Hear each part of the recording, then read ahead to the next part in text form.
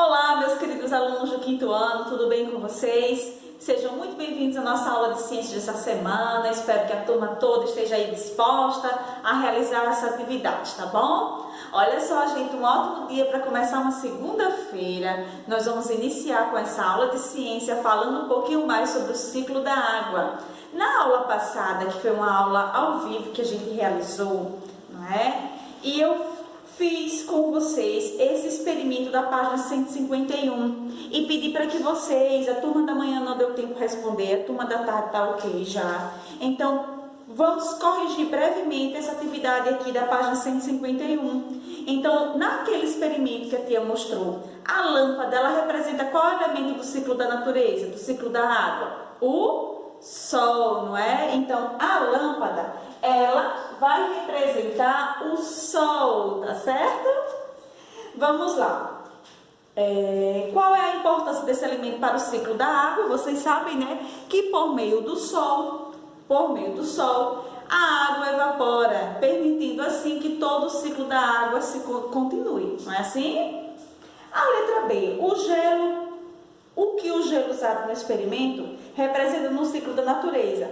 Então, o gelo, gente, ele representa a atmosfera. A atmosfera é aquela camada de ar que envolve a Terra, tá certo? Então, quanto mais longe da Terra, mais frio é. Quanto mais perto da Terra, mais quente é. Não é assim que a gente aprendeu? Então, quanto mais frio é, a parte de cima, o gelo não ficou em cima do plástico filme, então ele é representado pela atmosfera, tá certo?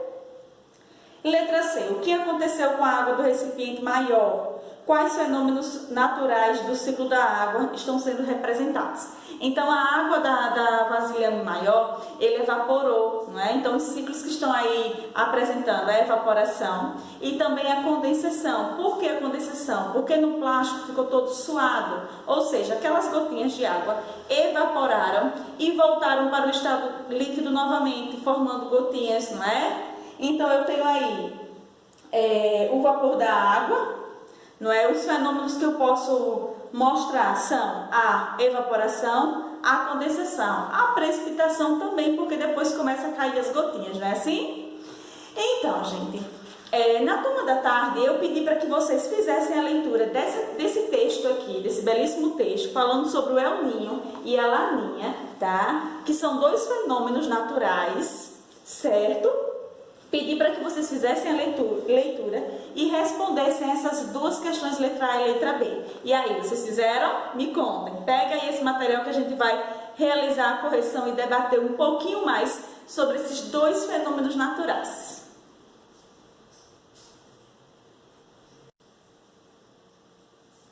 Então, gente, o El Niño é um fenômeno climático que consiste no aquecimento incomum, tá? O aquecimento incomum do Oceano Pacífico aqui na costa leste da América do Sul. Então, aqui tem parte da América do Sul nesse mapa, onde está mais destacado aqui o Brasil e aqui aparecem alguns outros países da América do Sul. Então, o El Niño, ele consiste no aquecimento incomum das águas do Oceano Pacífico, que fica desse lado de cá, bem pertinho aqui de Peru, Equador, Chile, tá certo?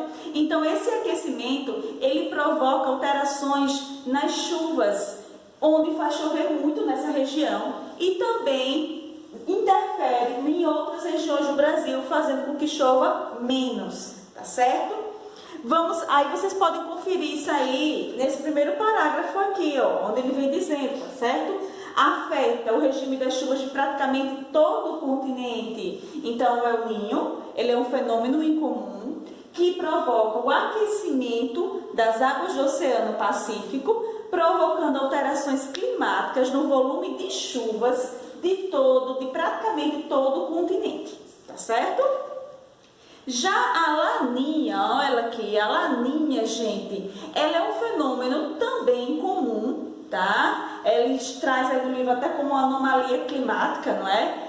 Que é causada justamente fazendo o papel contrário do El Niño. Então, o que é que a El Niña faz? Veja bem, aquelas águas do fundo do oceano, elas tendem a ser mais frias. Então, com esse fenômeno, acontece que essas águas do fundo do oceano, que são bem mais frias, elas sobem para a parte de cima do oceano, esfriando a água que foi esquentada pelo El Niño, tá bom? Então, a El Niño, ela funciona sempre trazendo o efeito contrário ao El Niño, tá certo? Então, eles trazem aí o que o El Niño esquenta, provocando alterações climáticas em todo o continente. A Laninha esfria. Quando isso acontece? Quando a água fria, lá do fundo do oceano, que são bem mais frias do que as de cima, elas sobem, esfriando a água esquentada pelo El Niño, tá certo, gente? E aí, no segundo parágrafo do texto, segundo e terceiro, ele vai dizer assim, ó, que a região centro-oeste do Brasil, essa região aqui, né, fica mais fria durante um rápido período. Chove muito no Nordeste, na nossa região, tá certo? E o verão fica mais frio, tá bom? Então, essas são algumas consequências causadas pelo fenômeno da Laninha, tá bom? E aí ele traz atividade. Primeira questão. A ocorrência desses fenômenos tem relação com as mudanças de estados físicos da água? E aí? Vocês acham que a ocorrência desses dois fenômenos tem a ver com o ciclo da água, gente? E aí? O que é que vocês acham? Pare e pense um pouquinho. Então, veja bem, gente. Preste atenção aqui nesse esquema que a gente já estudou nas aulas anteriores. Veja bem. O El Niño não é o aquecimento da água? Então, o aquecimento da água ele vai provocar aí a fusão, não é? Que é a mudança do estado sólido para o líquido, e também a evaporação líquido para o gasoso. Porque não vai aquecer, esses dois processos aqui não envolvem o aquecimento da água, não é? E a Laninha, com a ocorrência do fenômeno Laninha, provoca a solidificação. A Laninha não é o resfriamento, não é a baixa temperatura da água, então pode acontecer aí a solidificação, que é congela a água, e a condensação também, tá bom? Já na segunda questão, ele pede para que vocês pesquisem o regime de chuvas da sua região e se ele é afetado pelo El Niño e a Laninha. O próprio texto aí, gente, já diz que sim, não é? Observem aí no terceiro parágrafo do texto, onde ele começa assim, ó, durante a Laninha, e no final ele diz assim, ó, do Brasil fica mais fria durante um rápido período, chove muito no Nordeste, e o verão fica mais frio. Então, aí, a Laninha, né, tem influência, sim, no regime de chuvas da nossa região Nordeste, tá certo?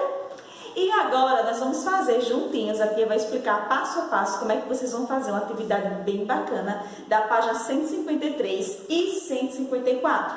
Para realizar essa atividade, vocês vão destacar o material de apoio da página 23, vão recortar esses nomes e essas taxinhas com informações e vão preparar aí para responder a quarta questão, tá certo? Vamos lá, começar a correção? Então, turminha, a primeira questão dessa atividade de ciências das páginas 153 e 154, acompanhe, tá certo? Ele diz assim, ó, supondo que o Sol, já pensou se o Sol ele não existisse mais? Qual das etapas do ciclo da água não aconteceria? E aí, pausa esse vídeo agora e tenta responder. Vamos lá? E aí, conseguiram descobrir? Gente, caso o Sol não existisse, das etapas aqui do ciclo da água que não aconteceria, seria a evaporação. Porque a evaporação, ela só é realizada quando há o aquecimento da água através do Sol, não é assim? E se não existisse evaporação, teria como existir a fusão? Teria como existir a condensação? E a solidificação? E a sublimação? Não é um ciclo? Então, se parte desse ciclo ele é tirado, prejudica todo o ciclo. Então, aí, inicialmente, a etapa que não poderia ser realizada era a evaporação. E sem a evaporação, nenhum dos outros poderiam acontecer, tá certo? Segunda questão. Considerando uma região de terra firme e sem vegetação, como um deserto, o ar dessa região seria úmido ou seco? Por quê? Observe aí a foto desse deserto. O ar desse deserto aí, gente, pense bem, seria úmido ou seco? E por quê? Observem. Então aí, gente, com base nessa observação dessa imagem desse deserto aí, o ar dessa região, ele seria seco. Mas por que seco? Porque não haveria vegetação e nem corpos de água. Então, não poderia haver a evaporação, nem muito menos a transpiração, que são aqueles dois processos que deixam o ar úmido normalmente. E isso considerando um microespaço, tá?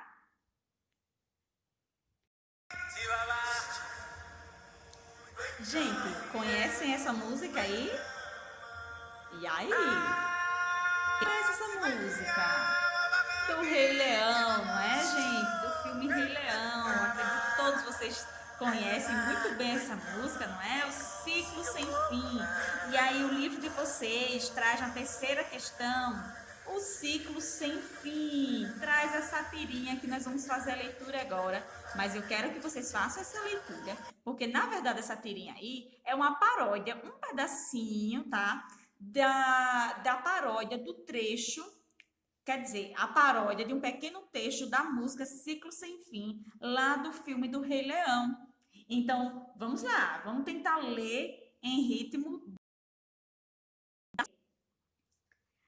O sol mostra um caminho a seguir, pelos ares ela vai subir, e sabendo que vai evaporar para o céu, vai chover neste rio a fluir.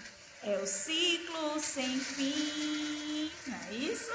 Então, sobre essa tirinha, nós vamos agora responder a letra A e a letra B. Gente, a letra A, ele pergunta assim: o que você entendeu pela frase o sol mostra um caminho para seguir? E aí, o que foi que vocês entenderam? Digam para mim. Essa frase, gente, inicialmente eu queria mostrar para vocês aqui, ó. Vocês podem pausar o vídeo agora para vocês conferirem se vocês fizeram direitinho aí a primeira e a segunda questão, tá certo? A terceira questão, que é a que a gente vai responder agora, então a tia vai mostrar aí para vocês, para vocês irem fazendo direitinho. Essa frase, ela significa que o sol, ela proporciona um caminho, né? Um ciclo da água evaporar, a água do rio, que está ditando o caminho do ciclo da água, não é assim que a gente aprendeu? E na letra B, isso é na letra A, tá, gente?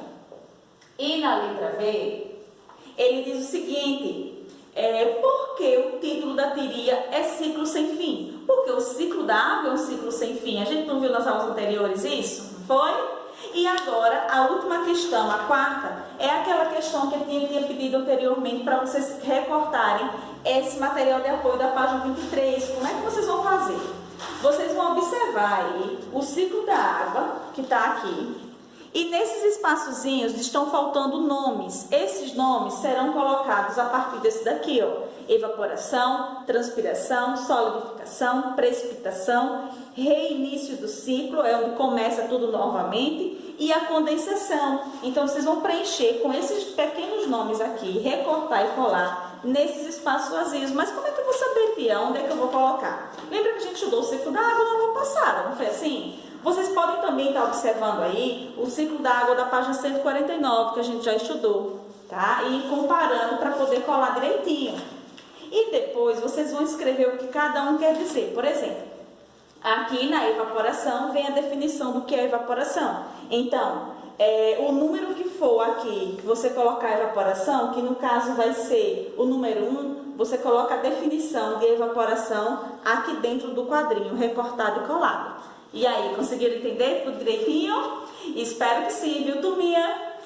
Olha só, como tarefinha de casa, a tia vai deixar uma tarefa bem legal. Vocês vão gostar? Vocês vão pegar a letra da canção, tá? O Ciclo Sem Fim, que é a letra da canção do filme do Rei Leão. E como vocês puderam perceber, nessa tirinha aqui tá apenas a paródia de um trechinho da música. Eu quero que vocês continuem o restante dessa música. Então eu vou mandá-la para o grupo, a letra da canção original, tá? Para que vocês criem uma paródia. Preste atenção, vão criar uma paródia explicando o ciclo da água com a música Ciclo Sem Fim do Rei Leão. Eu quero bastante criatividade, tá certo? Vocês podem apenas escrever a paródia e mandar para mim, Ou também vocês podem gravar um vídeo cantando essa paródia, coloca lá um playback com o som dessa música e começa a cantar. Quero ver o talento das turmas aí do 5º ano, tá bom? Um grande beijo, turminha, até a nossa próxima aula. Não esquecem, faz a atividade que a tia Ju pediu, tá certo? Um beijo, tchauzinho!